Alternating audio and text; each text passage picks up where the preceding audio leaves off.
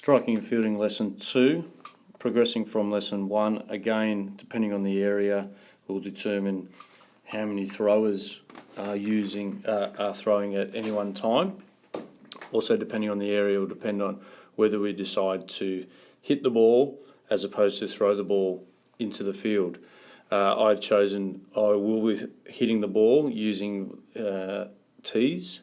Obviously, there's enough space to swing the bat, place it on the ground without the batters being endangered by other people swinging a bat. We are hitting tennis balls. The fielders are just using hands, they're not using mitts as yet. Our grounds don't allow for hitting a hard ball, not in introductory lessons anyway. So once again, the people hit the ball into the field. Now the fielders, their job is for the person to field, so whoever fields the ball must have a partner line up behind them. Once all balls have students lined up in 2s or 3s behind the ball, the fielders must stop running.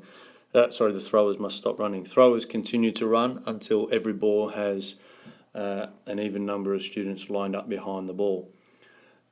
Higher order or differentiation, we might select a number of students, a higher number, 3 or 4 students, to line up behind a ball and make sure that they are fielding in a range of positions, so they may have to travel further.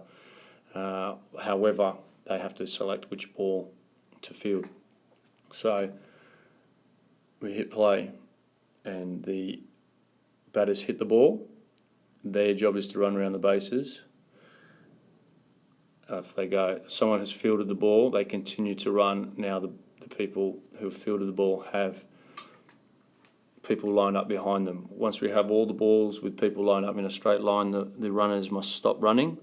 So we have 4 hitters and they have scored 3 points each. They have gone from first, they have gone from first base around to second and to third base.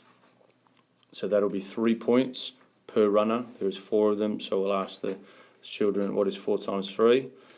12 is the answer. So they've scored 12 points for their team.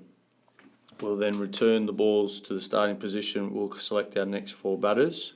So once we return them, we have the next 4 batters.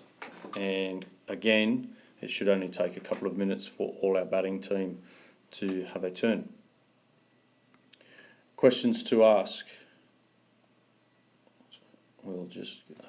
They're lined up. All right, questions to ask. What did you need to consider when deciding where to field?